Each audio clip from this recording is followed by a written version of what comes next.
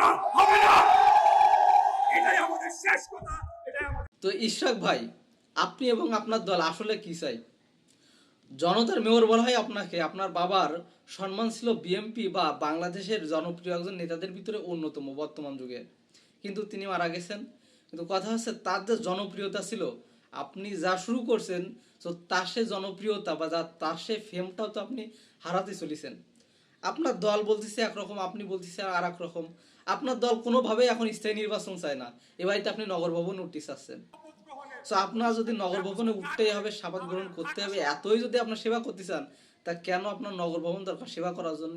আর নগর ভবন যেহেতু আপনার দরকার সেবা করার জন্য, তাহলে আপনি কাজ করেন যে আপনার দলকে প্রেশার দেন যে এখনই স্থায়ী নির্বাচন দেন। এই আপনার দলের নেতা এই যে সালাউদ্দিন সাহেব, তিনি আজকেই বলছে কি যে কোনোভাবেই জাতীয় নির্বাচনের আগে স্থায়ী নির্বাচন নয়। আমরা স্থানীয় সরকার নির্বাচনটা কোনোভাবেই অন্তর্বর্তীকালীন সরকারের অধীনে হোক, সেটা আমরা চাই না।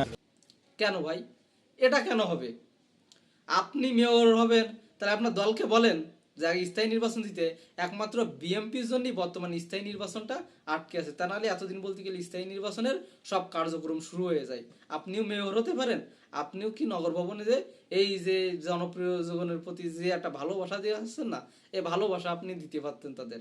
কিন্তু আপনার দলই তো সব থেকে বড় বাধা হয়ে দাঁড়াইছে। যে নির্বাচন অবৈধ, আপনি কেন সেই নির্বাচনের একজন মেয়র হতে চাচ্ছেন? আপনি তো জনগণের মেয়র, আপনার যথেষ্ট ফেম আছে, আপনার যথেষ্ট জনপ্রিয়তা আছে, যেহেতু আপনার সব কিছুই আছে, সুতরাং আপনি বলেন যে কি দ্রুত সময় স্থায়ী নির্বাচন দিতে এবং যার যে দায়িত্ব বুঝাই দিতে। তাহলে দেশের একটা স্বাভাবিক পরিবেশ সৃষ্টি হবে, যেটা আগামী জাতীয় নির্বাচনের জন্য খুবই ইফেক্টিভলি একটা ভালো ভূমিকা পালন করবে। তা না, কি আপনাদের কি আপনি মেয়র হবেন, ওদিকতে আপনাদের উচ্চ পর্যায়ের নেতাকর্মী তারা বলতেছে যে কি কোনোভাবে এখন স্থায়ী নির্বাচন না। তার মানে কি আপনারা এখন স্থায়ী নির্বাচন না, তা আপনারা কি করতে চাচ্ছেন? বিএনপি নিঃসন্দেহে বাংলাদেশের সব থেকে জনপ্রিয় দল এবং সব থেকে বড় দল।